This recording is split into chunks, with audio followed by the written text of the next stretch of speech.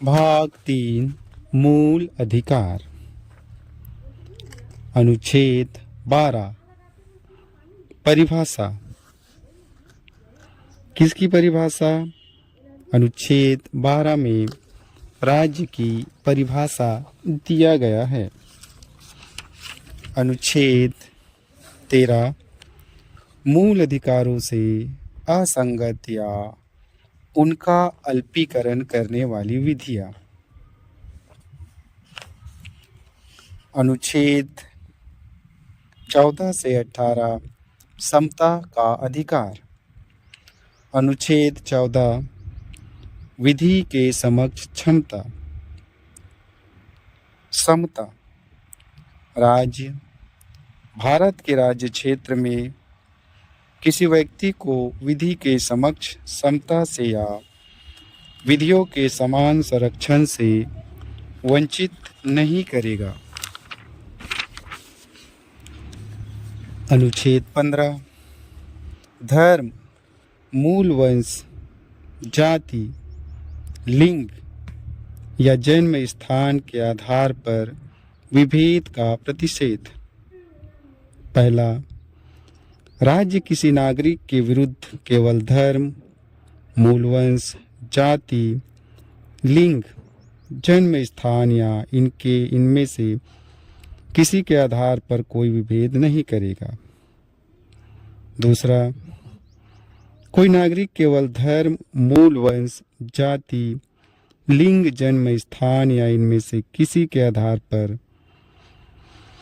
का दुकानों, सार्वजनिक भोजनालयों, होटलों और सार्वजनिक मनोरंजन के स्थानों में प्रवेश या ख पूर्णतः या भागतः राज्य निधि से पोषित या साधारण जनता के प्रयोग के लिए समर्पित कुओं, तालाबों, स्नान घाटों, सड़कों और सार्वजनिक समागम के स्थानों का उपयोग के संबंध में किसी भी नियोक्ता दायित्व, निर्बंधन या शर्त के अधीन नहीं होगा।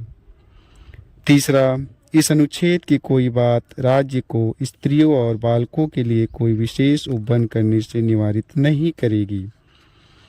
चौथा, इस अनुच्छेद की अनुच्छेद 29 के खंड 2 की कोई बात राज्य को सामाजिक और शैक्षणिक दृष्टि से पिछड़े हुए नागरिकों के किन्हीं वर्गों की उन्नति के लिए या अनुसूचित जातियों और अनुसूचित जनजातियों के लिए कोई विशेष उपबंध करने से निवारित नहीं करेगी।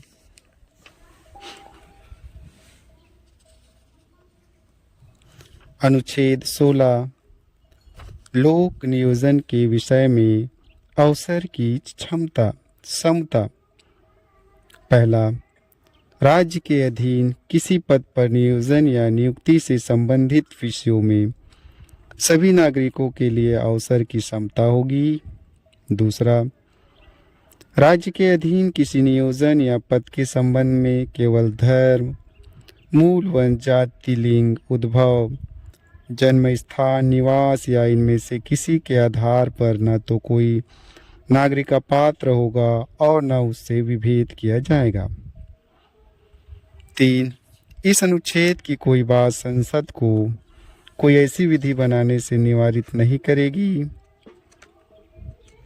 जो किसी राज्य या संघ राज्य क्षेत्र की सरकार के या उनमें किसी स्थानीय या अन्य प्राधिकारी के अधीन वाले किसी वर्ग या वर्गों के पद पर नियोजन या नियुक्ति के संबंध में ऐसे नियोजन या नियुक्ति से पहले उस राज्य या संघ राज्य क्षेत्र के भीतर निवास विषयक कोई अपेक्षा विहित करती है।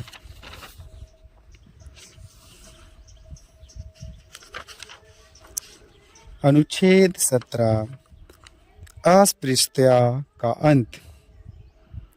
अस्पृश्यता का अंत किया जाता है और उसका किसी भी रूप में आचरण निषिद्ध किया जाता है।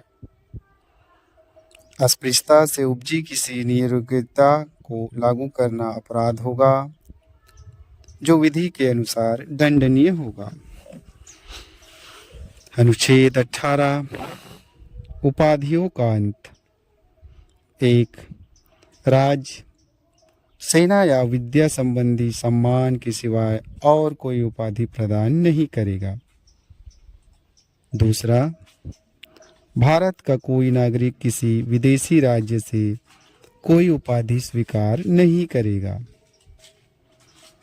तीसरा, कोई व्यक्ति जो भारत का नागरिक नहीं है, राज्य के अधीन लाभ या विश्वास के किसी पद को धारण करते हुए किसी विदेशी राज्य से कोई उपाधि राष्ट्रपति की सहमति के बिना स्वीकार नहीं करेगा।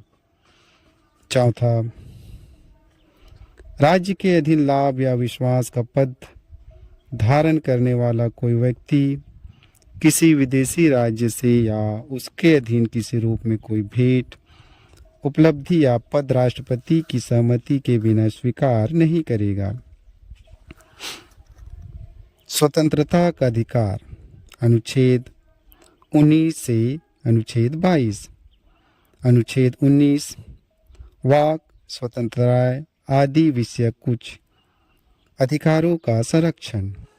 पहला, सभी नागरिकों को का वाक स्वतंत्रता और अभिव्यक्ति स्वतंत्रता का।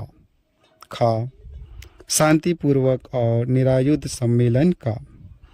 ग, संगम या संघ या सहकारी समितियां बनाने का। घ, भारत के राज्य क्षेत्र में सर्वत्र आभास संचरण का। अंगा, भारत के राज्य क्षेत्र के किसी भाग में निवास करने और बस जाने का। और छ, कोई वृत्ति, उपजीविका, व्यापार या कारोबार करने का अधिकार होगा।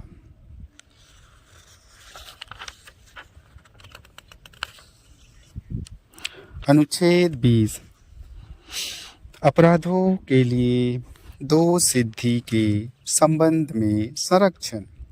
1, कोई व्यक्ति किसी अपराध के लिए तब तक निर्दोष नहीं ठहराया जाएगा जब तक कि उसने ऐसा कोई कार्य करने के समय जो अपराध के रूप में आरोपित हो किसी प्रवृत्त विधि का अतिक्रमण नहीं किया है या उससे अधिक शासित का भागी नहीं होगा जो उस अपराध के लिए जाने के समय प्रवृत्त विधि के अधीन अधिरोपित की जा सकती थी। दूसरा, किसी व्यक्ति को एक ही अपराध के लिए एक बार से अधिक अभियोजित और दंडित नहीं किया जाएगा।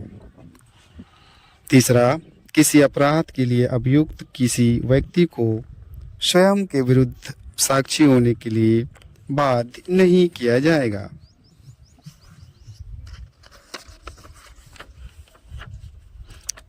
अनुच्छेद 21 प्राण एवं दैहिक स्वतंत्रता का अधिकार।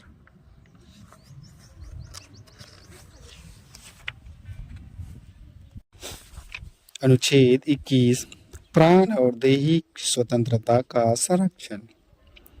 किसी व्यक्ति को उसके प्राण या दैहिक स्वतंत्रता से विधि द्वारा स्थापित प्रक्रिया के अनुसार ही वंचित किया जाएगा, अन्यथा नहीं। अनुच्छेद 21 का शिक्षा का अधिकार। राज्य 6 वर्ष से 14 वर्ष तक की आयु वाले सभी बालकों के लिए निःशुल्क और अनिवार्य शिक्षा देने का ऐसी रीति में जो राज्य विधि द्वारा अवधारित करे उपबंध करेगा।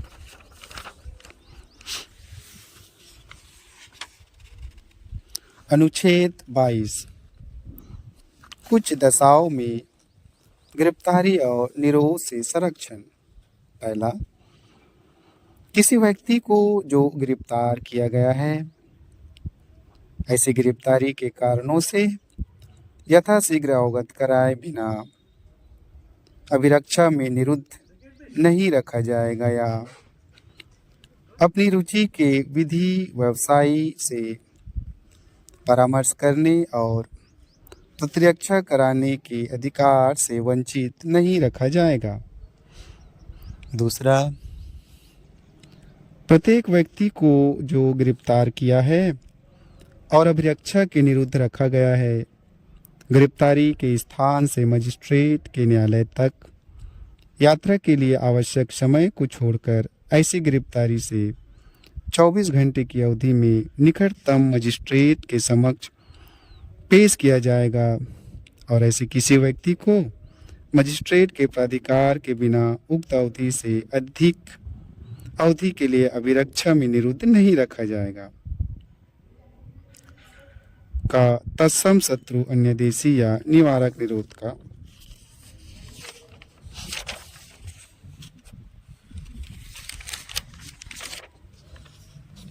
शोषण के विरुद्ध अधिकार अनुच्छेद 23 से 24। 23 मानव के दुर्व्यापार और बलात् श्रम का प्रतिषेध। पहला, मानव का दुर्व्यापार और बेगार तथा इसी प्रकार का अन्य बलात् श्रम प्रतिषिद्ध किया जाता है और इस उपबंध का कोई भी उल्लंघन अपराध होगा जो विधि के अनुसार दंडनीय होगा। दूसरा, इस अनुच्छेद की कोई बात राज्य को सार्वजनिक प्रयोजनों के लिए अनिवार्य सेवा अधिरोपित करने से निवारित नहीं करेगी। ऐसी सेवा अधिरोपित करने में राज्य केवल धर्म, मूलवंश, जाति या वर्ग या इनमें से किसी के आधार पर कोई विभेद नहीं करेगा। अनुच्छेद 24 कारखानों आदि में बालकों के नियोजन का प्रतिषेध। 14 वर्ष से कम आयु के किसी बालक को किसी कारखाने या खान में काम करने के लिए नियोजित नहीं किया जाएगा या किसी अन्य परिसंकट में नियोजन में नहीं लगाया जाएगा। धर्म की स्वतंत्रता अनुच्छेद 25 से अनुच्छेद 28 तक। अनुच्छेद 25 अंतःकरण की और धर्म के अबाध रूप से मानने, आचरण और प्रचार करने की स्वतंत्रता। पहला, लोक व्यवस्था, सदाचार और स्वास्थ्य तथा इस संबंध के अन्य उपबंधों के अधीन रहते हुए सभी व्यक्तियों को अंतःकरण की स्वतंत्रता का और धर्म के अबाध रूप से मानने का, आचरण करने और प्रचार करने का समान हक होगा। दूसरा, इस अनुच्छेद की कोई बात किसी ऐसी विद्यमान विधि के प्रवर्तन पर प्रभाव नहीं डालेगी या राज्य को कोई ऐसी विधि बनाने से निवारित नहीं करेगी। का धार्मिक आचरण से संबंध किसी धार्मिक, आर्थिक, वित्तीय, राजनैतिक या अन्य लौकिक क्रियाकलाप या विनियमन या निर्बाधन करती है। अनुच्छेद 26 धार्मिक कार्यों के प्रबंध की स्वतंत्रता। लोक व्यवस्था, सदाचार और स्वास्थ्य के अधीन रहते हुए प्रत्येक धार्मिक संप्रदाय या उसके किसी अनुभाग को का धार्मिक और पूर्त प्रयोजनों के लिए संस्थाओं की स्थापना और पोषण का। खा अपने धर्म विषयक कार्यों का प्रबंध करने का। ग जंगम और स्थावर संपत्ति के अर्जन और स्वामित्व का। और घा ऐसी संपत्ति का विधि के अनुसार प्रशासन करने का अधिकार होगा। अनुच्छेद 27 किसी विशेष धर्म की अभिवृद्धि के लिए करों के समुदाय के बारे में स्वतंत्रता। किसी भी व्यक्ति को ऐसे करों का संदाय करने के लिए बाध्य नहीं किया जाएगा जिनके आगम किसी विशिष्ट धर्म या धार्मिक संप्रदाय की अभिवृद्धि या पोषण में व्यय करने के लिए विनिर्दिष्ट रूप से विनियोजित किए जाते हैं। अनुच्छेद 28 कुछ शिक्षा संस्थाओं में धार्मिक शिक्षा या धार्मिक उपासना में उपस्थित होने के बारे में स्वतंत्रता। पहला, राज्य निधि से पूर्णतः पोषित किसी शिक्षा संस्था में कोई धार्मिक शिक्षा नहीं दी जाएगी। दूसरा, खंड 1 की कोई बात ऐसी शिक्षा संस्था को लागू नहीं होगी जिसका प्रशासन राज्य करता है। किंतु जो किसी ऐसे विन्यास या न्यास के अधीन स्थापित हुई है जिसके अनुसार उस संस्था में धार्मिक शिक्षा देना आवश्यक है। तीसरा, राज्य से मान्यता प्राप्त या राज्य निधि से सहायता पाने वाली शिक्षा संस्था में उपस्थित होने वाले किसी व्यक्ति को ऐसी संस्था में दी जाने वाली धार्मिक शिक्षा में भाग लेने के लिए या ऐसी संस्था में या उससे संलग्न स्थान में की जाने वाली धार्मिक उपासना में उपस्थित होने के लिए तब तक बाध्य नहीं किया जाएगा जब तक कि उस व्यक्ति ने या यदि वह अवयस्क है तो उसके संरक्षक ने इसके लिए अपनी सहमति नहीं दे दी है। संस्कृति और शिक्षा संबंधी अधिकार अनुच्छेद 29 से अनुच्छेद 30 तक। अनुच्छेद 29 अल्पसंख्यक वर्गों के हितों का संरक्षण। 1. भारत के राज्य क्षेत्र या उसके किसी भाग के निवासी नागरिकों के किसी अनुभाग को जिसकी अपनी विशेष भाषा, लिपि या संस्कृति है उसके बनाए रखने का अधिकार। 2. राज्य द्वारा पोषित या राज्य निधि से सहायता पाने वाली किसी शिक्षा संस्था में प्रवेश से किसी भी नागरिक को केवल धर्म, मूल वंश, जाति, भाषा या इनमें से किसी के आधार पर वंचित नहीं किया जाएगा।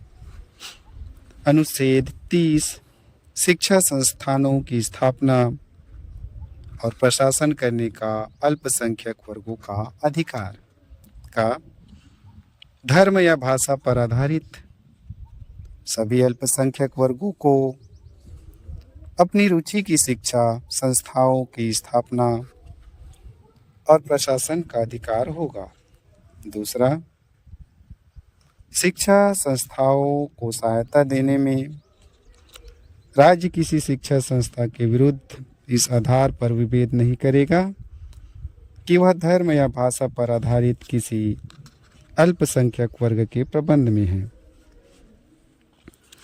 अनुच्छेद 31 संपत्ति का अनिवार्य अर्जन। संविधान 40वां संशोधन अधिनियम 1978 की धारा 6 द्वारा 20/6/1979 से निरसित कुछ विधियों की वयोवृत्ति। 21 का संपदाओं आदि के अर्जन के लिए उपबंध करने वाली विधियों की वयोवृत्ति।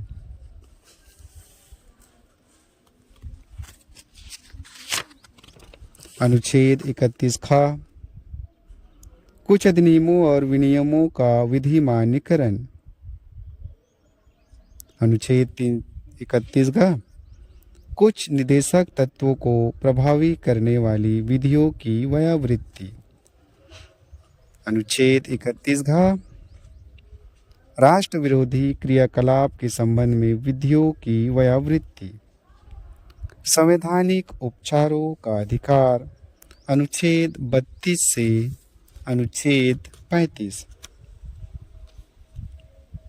अनुच्छेद 32 इस भाग द्वारा प्रदत्त अधिकारों को प्रवर्तित कराने के लिए उपचार। 1. इस भाग द्वारा प्रदत्त अधिकारों को प्रवर्तित कराने के लिए समुचित कार्यालयों द्वारा उच्चतम न्यायालय में समावेदन करने का अधिकार प्रत्याभूत किया जाता है। अनुच्छेद 32 का राज्य विधियों की संवैधानिक वैधता पर अनुच्छेद 32 के अधीन कार्रवाइयों में विचार न किया जाना।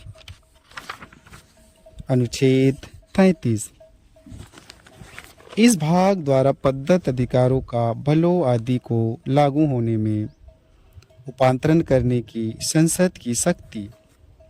संसद विधि द्वारा अवधारण कर सकेगी कि इस भाग द्वारा प्रदत्त अधिकारों में से कोई का सशस्त्र बलों के सदस्यों को या खा लोक व्यवस्था बनाए रखने का भार साधन करने वाले बलों के सदस्यों को या ग आसूचना या प्रति आसूचना के प्रयोजनों के लिए राज्य द्वारा स्थापित किसी ब्यूरो या अन्य संगठन में नियोजित व्यक्तियों को या अनुच्छेद 34। जब किसी क्षेत्र में सेना विधि प्रवृत्त है तब इस भाग द्वारा प्रदत्त अधिकारों पर निर्बंधन। और अनुच्छेद 35, इस भाग के उपबंधों को प्रभावी करने के लिए विधान। इस संविधान में किसी बात के होते हुए भी का संसद को शक्ति होगी और किसी राज्य के विधानमंडल को शक्ति नहीं होगी। इस अनुच्छेद में प्रवृत्त विधि पद का वही अर्थ है जो अनुच्छेद 332 में है। धन्यवाद।